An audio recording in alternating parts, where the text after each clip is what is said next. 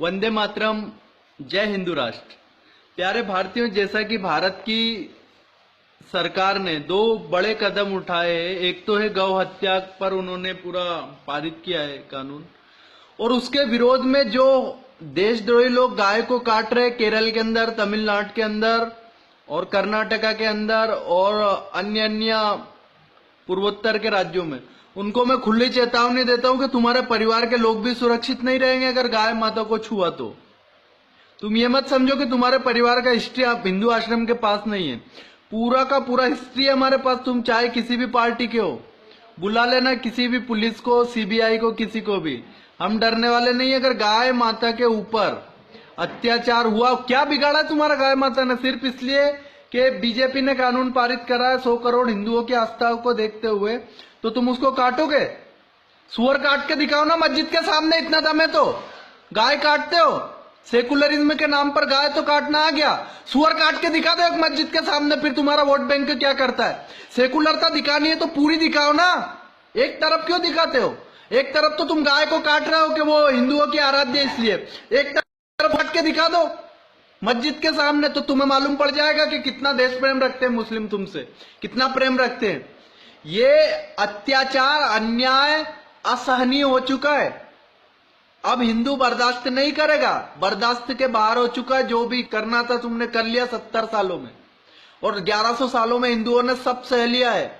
लेकिन ये मैं खुली चेतावनी दे रहा हूं तुम सबको, देशद्रोहियों को, हिंदू आश्रम की तरफ से, कि तुम्हारे कटे हुए सर भी नहीं मिलेंगे, किसी को शव नहीं मिलेगा तुम्हारा। क्या चाहते हो तुम? देश के सैनिकों के सर कटते रहे और चूड़ी पहनकर हमारी सेनाएं बैठी रहे? कश्मीर से धारा 370 जल्दी हटाइए मोदी जी, ताकि हम डल झील के पास में जाकर के अपना गौशाला बनाए, हमारे हिंदू आश्रमों को वहां पर स्थापित करें, हमारे मंदिरों का जीर्णोद्धार करें, और पवित्र कश्यप ऋषि की भूमि को हम फिर से एक शांति का एक स्वर्ग बनाए। जो जहन्नुम बन चुका है उसको फिर से हम स्वर्ग बनाए।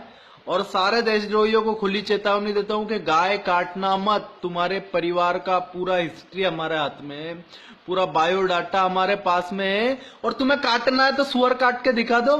हे औकात तुम में, भेड़ियों, राक्षसों, पिशाचों। तुम ऐसे नहीं समझोगे, तुम्हें समझाना ही पड़ेगा ठीक से।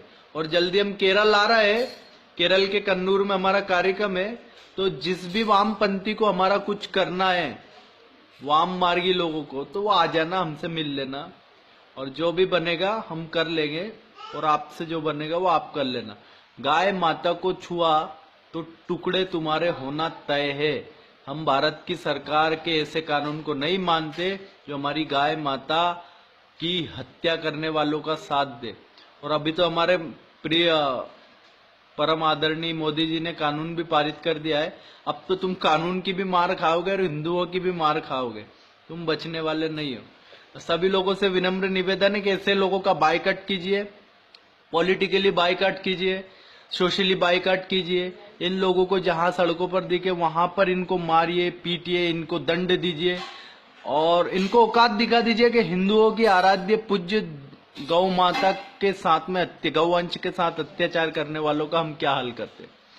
बाकी इनमें कोई दम नहीं है। ये केरल में ही कर सकते, मुंबई में काट के दिखा दो। तुम्हारे बाप में दम है तो आओ ना सामने, हम तुमको बताते फिर। और ये मत सोचो कि तुम हमारी नजरों से बचे हुए, सब पे हमारी नजर है। मस्जिदों के अंदर भी हमारा नजर है, वामपंथी पार्टियों के ऑफिसों में भी क्या क्या मीटिंगें चल रही वो भी हमको पूरा पता है। तो आप ये मत सोचो कि हम किसी बहकावे में आके काम कर रहे हैं। हम पूरा का पूरा सही तरीके से रणनीति से काम कर रहे हैं। और देश की जनता से मैं बोल रहा हूँ कि बाइकआउट कीजिए ऐसे लोगों का, ऐसे लोगों को समाज से निष्कासित कीजिए, पदों से मुक्त कीजिए, और एक भगवा से अभिषेक कीजिए। भगवा आएगा तो बहुत कुछ इस देश में अच्छा होगा, विकास भी होगा, शांति भी होगी। बहुत बहुत आभार, बहुत बहुत धन्यवाद। वंदे मातरम।